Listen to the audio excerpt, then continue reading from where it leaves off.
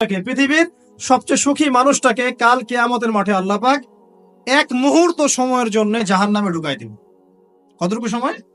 এক মুহূর্ত। আল্লাহ পাক জানেন কতটুকু সময়। এরপর তাকে বের করে বলবেন, দুনিয়াতে সুখে ছিলা? সে বলবে, আল্লাহ সুখ কি জিনিস আমি জানি না, সুখ কাকে বলে আমি জানি না, সুখ কি আমি সেটা জানি না। আল্লাহ সুখ কাকে বলে আমি সেটা জানি না। আর এই পৃথিবীর সবচাইতে নির্যাতিত, নিপীড়িত এবং দুঃখ ক্লেশে ভরা মানুষটাকে আল্লাহ পাক এই এক মুহূর্তের জন্য জান্নাতে ঢুকিয়ে দিয়ে বের করে নিয়ে আসবে। বলবেন যে দুনিয়াতে দুঃখে ছিলা, কষ্টে ছিলা? এই ব্যক্তি বলবে, আল্লাহ কষ্ট কি জিনিস আমি জানি না, কষ্ট কাকে বলে আমি কষ্টের সংজ্ঞাই জানি না। এই ব্যক্তির তাকদিরে কি হবে পরে? এই ব্যক্তি জান্নাতের ওই আরফ নামক জায়গায় দাঁড়িয়ে থাকবে, চেহারাটা ঘুরিয়ে দেওয়া হবে জাহান্নামীদের দিকে।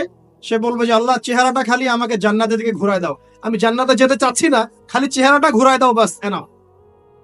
আল্লাহ বলবেন আর কিছু চাবো না? তো না, আর কিছু চাবো না। ঠিক আছে, চেহারা ঘুরাই দিলাম। এবার চেহারা জান্নাতের দিকে ঘুরে আসে, জান্নাতের ধান, জান্নাতের নেয়ামতের স্নিগ্ধতা সব পাচ্ছে সে। এবার বলছে আল্লাহ শুধু দরজার কাছে নিয়ে যেয়ে রেখে দাও, ঢুকতে চাবো না। আল্লাহ বলবেন যে এইবার কথা দিয়ে কথা রাখবা? ঠিক আছে, জান্নাতের দরজার সামনে গিয়ে রেখে দাও। ও বেচারা দরজা ধরে দাঁড়ায় আছে, চিন্তা করবে, ও ভাববে, ওই সময় সে ভাববে, হাদিসে এত স্পেসিফিকলি আসছে, সে ভাববে যে আর কিভাবে আল্লাহকে বলবো, আল্লাহ তো এতদূর পর্যন্ত নিয়ে আসলেন। এরপর বলবে যে জাস্ট একটু উকি দিব, আল্লাহ খালি একটু উকি দিতে, ঢোকানোর দরকার নেই, খালি উকি দিব। আল্লাহ পাক বলবেন, দেখো আদম সন্তান, তোমরা কিন্তু কথা খুব কম রাখো। আদম সন্তান, তোমরা কথা দিয়ে কথা রাখতে পারো।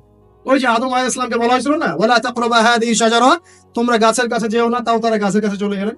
তোমরা কথা দিয়ে কথা রাখো না। এবার উকি দিয়ে সে বলবে, আল্লাহ এতদূর যখন নিয়ে আসছো, আল্লাহ আমাকে আর এখান থেকে দূরে ঠেলে দিও না, আমাকে ঢুকাই দাও আল্লাহ জান্নাতে। আল্লাহ পাক তাকে জান্নাতে ঢুকাই দিবেন এবং এই দুনিয়ার চাইতে 10 গুণ বড় জান্নাত তাকে দিবেন ইনশাআল্লাহ। তাহলে আমরা বুঝতে পারলাম যে দুনিয়ার বাস্তবতা কি আর আসল প্রকৃত সাফল্য কাকে বলে। আরেকটা কথা বলি, এক ব্যক্তিকে জাহান্নামের শাস্তি দেওয়া হবে বছরের পর বছর, অনেক বছর, অনেক বছর। কত বছর আল্লাহ ভালো জানেন, কারণ জাহান্নামের উপর থেকে ছেড়ে দেওয়ার পরে জাহান্নামের তলায় গিয়ে পৌঁছাতেই মানে কত হাজার হাজার বছর পার হয়ে যাবে মানুষ জানে না। এত গভীর জাহান্নাম, এত গভীর। আমরা তো এখন নাসাকে ইলাহ বানিয়ে নিয়েছি, নাসা যা বলে তাই বিশ্বাস করি। ও বলে মঙ্গলে পানি আছে, আমরা বলি হ্যাঁ পানি আছে। ও বলে চাঁদে এই আছে, আমরা বলি হ্যাঁ সেই আছে। নাসা যদি এখন বলে জাহান্নাম নামে একটা জায়গা আছে, কালকে দেখবেন সব মানুষ বিশ্বাস করছে জাহান্নাম নামে একটা জায়গা আছে। এটা হলো যে সায়েন্সকে আমরা এখন উপাস্য বানাচ্ছি, এটা একটা শিরক, এটা আধুনিক শিরক। আধুনিক আরো শিরক আছে, আল্লাহর হালালকে হারাম করা, আল্লাহর হারামকে হালাল করে নেওয়া। ওইদিকে আমি যাচ্ছি না। এখন পড়তে পড়তে পড়তে একটা জায়গা তাকে দাঁড় করিয়ে দেওয়া হবে, আযাব দেওয়া হবে, আযাব দেওয়া হবে, আযাব দেওয়া হবে। এক পর্যায়ে সে চিৎকার করতে থাকবে, ইয়া মান্নান ইয়া হান্নান, ইয়া মান্নান ইয়া হান্নান। এভাবে চিৎকার করতে করতে, এগুলো আল্লাহ পাকের নাম। এগুলো কি আল্লাহ পাকের নাম। আল্লাহ পাক বলবেন, দেখো জাহান্নামের অতল গভীরে কোন আমার বান্দা আমাকে ডাকছে, কি হাজত তার, নিয়ে আস। ওকে জিজ্ঞাসা করা হবে কি প্রয়োজন। সে শাস্তির অভিযোগ করবে, শাস্তির অভিযোগ করে তাকে বলবে যে আমার এই শাস্তি আমি সহ্য করতে পারছি না, আল্লাহ আমাকে এইটা দাও, সেইটা দাও আমাকে, আমি যেখানে থাকি সে থাকার জায়গাটা ভালো না, আমি যেখানে বসি বসার জায়গা ভালো না। এরকম অনেক কথা বলতে থাকবে। আল্লাহ পাক তখন তার গুনাহগুলোকে স্মরণ করাবেন, মানে তার এই অবস্থা কেন হলো এটা স্মরণ করা। এবার সে ব্যক্তি পিছনে ফিরে, তাকে আবার পাঠিয়ে দেওয়া হবে, যাও পিছনে ফিরে যাও। তো যেতে যেতে সে তাকাবে পিছনে ফিরে, বারবার তাকাবে আর বলবে, আল্লাহ তোমার রহমতে আমাকে একবার সেখান থেকে তুমি বের করে নিয়ে আসছো, আল্লাহ দ্বিতীয়বার আমাকে সেখানে পাঠাও। আমি তোমার রহমতের আশা রাখি যে তুমি আমাকে মাফ করে দিবা। আল্লাহ পাক বলবেন, আমার রহমতের ওসিলায় সে আমার কাছে চেয়েছে, যাও আমি তাকে মাফ করে দেব। এই জাহান্নাম থেকে বের করেও আল্লাহ পাক অনেক মানুষকে কি করবেন, জান্নাতে দিবেন ইনশাআল্লাহ। একজন ব্যক্তির কথা আসছে, 99টা খুন করেছে, তওবা করার সুযোগ আছে কিনা খুঁজতে গিয়েছে। এক আবেদ যে ইবাদত করে, আলেম না আবেদ, সে বলেছে কোনো মাফ নাই, ওকেও হত্যা করে 100 পূর্ণ করেছে। পরে অন্য এক আলেমের কাছে গিয়ে তওবা করেছে। আল্লাহ পাক তার জান কবজের সময় ফেরেশতাদের দূরত্বকে পরিমাপ করে এই ওসিলায় আল্লাহ রাব্বুল আলামিন তাকে মাফ করে দিলেন। আরেক ব্যক্তিকে মাফ করেছেন আল্লাহ রাব্বুল আলামিন, যে তার সন্তানদেরকে বলেছিল আমি মারা গেলে আমার লাশটাকে পুড়িয়ে ফেলবা, অর্ধেক ছাই বাতাসে ভাসিয়ে দিবা, অর্ধেক ছাই সাগরে ভাসিয়ে দিবা, বাতাসে উড়িয়ে দিবা, সাগরে ভাসিয়ে দিবা। আল্লাহ পাক ছাই জড়ো করেছেন, করে বলেছেন কেন করেছো এই কাজ? সে বলবে মিন খাশিয়াতিকা ইয়া রাব্বি, হে আল্লাহ তোমার ভয়ে কাজ করেছিলাম, আর তুমি খুব ভালো করে জানো হে আল্লাহ আমি তোমার ভয় করেছি না অন্য কোনো কারণে করেছি। আল্লাহ পাক তাকে বলবেন যাও আমি তোমাকে মাফ করে দিলাম। এক নারীর কথা আসছে, ব্যভিচারী মহিলা, জিনা করে, পতিতা মহিলা, একটা কুকুরকে পানি পান করিয়েছে, আল্লাহ তাকে মাফ করে দিয়েছে। আর একজন লোকের কথা আসছে যে তার বন্ধুকে এতটুকু বলেছিল, একজন ব্যক্তি তার বন্ধুকে এতটুকু বলেছিল যে আল্লাহ তোকে কোনোদিন মাফ করবে না, আল্লাহ তোকে কোনোদিন মাফ করবে না। এরকম কথা কিন্তু আমরা অনেকে বলে ফেলি। আল্লাহ পাক মৌতের পরে এই দুই ব্যক্তিকেই ডাকবেন, কিয়ামতের মাঠে ডাকবেন, এটা বারজাকে হয়েছে। বলবেন আমার রহমত নিয়ে কথা বলার এখতিয়ার তোমাকে কে দিয়েছে? আমি কাকে মাফ করব কাকে করব না এই কথা বলার এখতিয়ার তোমাকে কে দিয়েছে? আজকে আমি তাকে মাফ করে দিলাম, তোমাকে জাহান্নামে দিয়ে দিলাম, চাপ চলে যাও। অতএব আল্লাহ রাব্বুল আলামিনের এই বিশাল রহমত আমরা পাবো, আশাবাদী ইনশাআল্লাহ। এই কারণে আমাদের প্রথম যে বিষয়টা ফোকাস করতে হবে, আল্লাহ রহমত পেতে হলে আমাদের অবশ্যই বস্তুবাদিতা ত্যাগ করতে হবে। আল্লাহ পাক দুনিয়া পছন্দ করেন না, দুনিয়ার মোহে যারা ডুবে থাকে আল্লাহ এদেরকে পছন্দ করেন। দুনিয়া প্রয়োজন, যতটুকু আমার দরকার আমি করব, যতটুকু প্রয়োজন নাই এই বিষয়টা আমি পেতেই হবে, চাই চাই আরো চাই, হ্যাঁ দু হাতে চাপাও হাত পেতে নাও, ঋণ করে ঘি খাও, এইসব দর্শনের ধার ধারবো না আমরা ইনশাআল্লাহ। আমাদের দুনিয়া চলে গেলে যাক, বাকির খাতা পূর্ণ হোক ইনশাআল্লাহ তাআলা। আর এই দুনিয়াতে এসেছি আল্লাহর ইবাদত করার জন্য, শিখলাম জানলাম বুঝলাম ইবাদত মানে শুধুমাত্র নামাজ রোজা হজ যাকাত নয়, এগুলো অবশ্যই ইবাদত, কিন্তু এগুলোই ইবাদত নয়, বরং আমাদের জীবনের প্রতিটা কাজই ইবাদত। আমাদের স্ত্রীর মুখে ভাত তুলে দেয়া পর্যন্ত, একটা মুসলিম ভাইয়ের সাথে হাসি মুখে কথা বলা পর্যন্ত, মুসাফা করা পর্যন্ত, এভরি সিঙ্গেল ওয়ার্ক যে আমরা এই দুনিয়াতে করি, এগুলো ইনশাআল্লাহ তাআলা ইবাদত বলে কাউন্ট হবে যদি আমরা এগুলোকে তিনটা পদ্ধতিতে করি। এক, আল্লাহর সন্তুষ্টির জন্য করি, দুই, রাসূলের পদ্ধতিতে করি, এবং হালাল খেয়ে করি। ইনশাআল্লাহ তাআলা আল্লাহ পাক আমাদের সবাইকে এভাবে ইবাদত করার তৌফিক দান। আর শেষ করার আগে আমি আর কয়েকটা পয়েন্ট টাচ করে শেষ করে দিচ্ছি, রাত অনেক গভীর হচ্ছে। আসন্ন রমজান মাস আমাদের সামনে আছে, আমাদের সামনে বলতে এই তো 2 সপ্তাহ হয়তো বাকি নাই। আমি কয়েকটা পয়েন্ট খালি আপনাদের সাথে শেয়ার করবো, যে এই পয়েন্ট গুলো যদি একটু ফোকাস করি, রমজান মাসটা গোনা মাফের উৎসব হবে ইনশাআল্লাহ।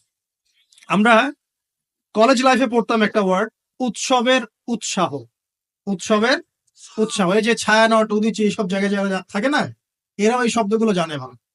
উৎসবের উৎসাহ, ওরা বলে যে জাগতে হবে রাত আলো জেলে রেখে উৎসবের উৎসাহে, মানে রাত জাগতে হবে আলো জেলে রেখে উৎসবের উৎসাহে। আমাদের এই দুনিয়ার জীবনের হায়াত কিন্তু খুব লম্বা না, খুব লম্বা কি 60 থেকে 70, এর মধ্যে আল্লাহ পাক কিছু উৎসবের উৎসাহ দিয়েছেন।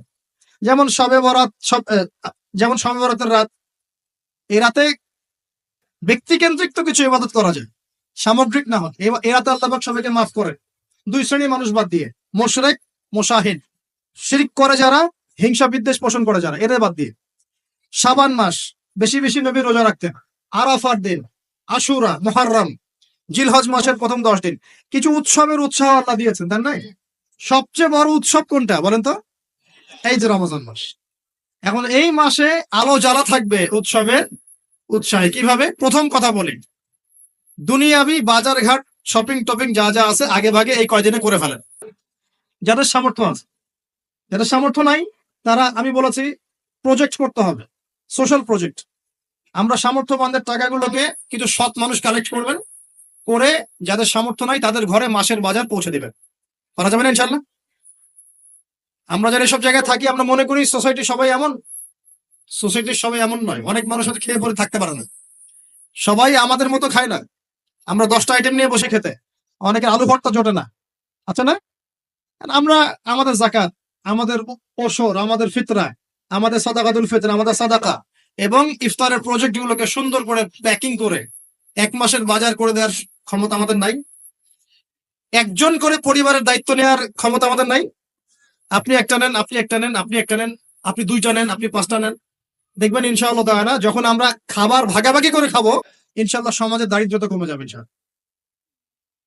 কি উন্নতি, কি সবার মধ্যে সম্প্রীতি ছড়িয়ে দেওয়া উন্নতি, সবার মধ্যে এই যে ভালোবাসা ছড়িয়ে দেওয়াটা কিন্তু সমাজের উন্নতি। উন্নতি মানে আমরা আসলে কি বুঝি? খালি কনস্ট্রাকশন নির্মাণ করার উন্নতি? সবার মধ্যে সম্প্রীতি ছড়িয়ে দেওয়াটা উন্নতি। আগে রমজানের প্রিপারেশন নেন, এটা গেল একটা পারিবারিক ইকোনমিক প্রিপারেশন। আধ্যাত্মিক প্রিপারেশন কি? হুট করে রমজান মাসে গিয়ে সব এবাদত একসাথে ধরা যায় না। এই কারণে এখন থেকেই নামাজ, তেলাওয়াত, তাফসির পড়া, একটু তাহাজ্জুদ, চারটার নামাজ, ইশরাকের নামাজ, জিকির আজগার, এগুলো একটু ধরার চেষ্টা করি, কিন্তু রমজান মাসে গিয়েই আমি একদম যেন মোমেন্টামটা যেন ধরতে পারি ইনশাআল্লাহ। আল্লাহ পাক তৌফিক দান করুন। 3 নাম্বার হচ্ছে অপচয় করবো না রমজান মাসে। অনেকদিন বলছি 5টা খেজুরে যদি ইফতার হয়ে যায়, 6 নাম্বার খেজুর আপনার খাওয়ার দরকার নাই, আপনি দান করে দেন। 2টো জামা দিয়ে ঈদ হয়ে যাচ্ছে, 4টা জামা কেনার দরকার নাই, বাকি 2টো দান করে দেন। আপনার পরিবারের জন্য যদি 30 কেজি চাল যথেষ্ট হয়, 40 কেজি কেনার দরকার নাই, বাকিটা দান করে দেন। বহু মানুষ রমজান মাসে ইফতার করবে, ইফতার করে আল্লাহর কাছে বদদোয়া করবে, দেখে নিয়েন, বলবো যে আল্লাহ আমি ইফতার করার খাবারটুকু পাচ্ছি না। পুরো বিশ্বের ইকোনমিক অবস্থা কিন্তু সুবিধার না। আস্তে আস্তে আমাদের এগুলো বুঝতে হবে। আল্লাহ পাক আমাদেরকে শুধু কোরআন তেলাওয়াত করলেই তো হবে না, এগুলো অর্থ তো বুঝতে হবে। কোরআন হাদিস দিয়ে বিশ্বটাকে তো ডিল করতে হবে, হবে কি না? আল্লাহ তৌফিক এনায়েত করুন। অপচয় না করি। আর রমজান মাস আসার আগেই আল্লাহর ওয়াস্তে সবার ঘরে ঘরে কোরআন এবং কোরআনের তাফসির কেনা চাই। এই রমজান মাস আমরা কোরআন পড়ে শেষ করে দেবো ইনশাআল্লাহ। রমজান মাসের সবচেয়ে ইম্পর্টেন্ট জিনিসটা কি বলেন তো? কোরআন নাজিল হওয়া। শাহরুর রমাদান আল্লাযী উনজিলা ফীহিল কোরআন। রমজান সেই মাস যে মাসে কি নাজিল হয়েছে? কোরআন। অতএব সবচেয়ে ইম্পর্টেন্ট পার্ট রমজানের কোরআন। যারা কোরআন তেলাওয়াত করতে জানি না, পড়া শিখবো, রাজি আছি ইনশাআল্লাহ? রমজান মাসের পুরো 30 দিন আমরা কোরআন তেলাওয়াত করা শিখবো ইনশাআল্লাহ।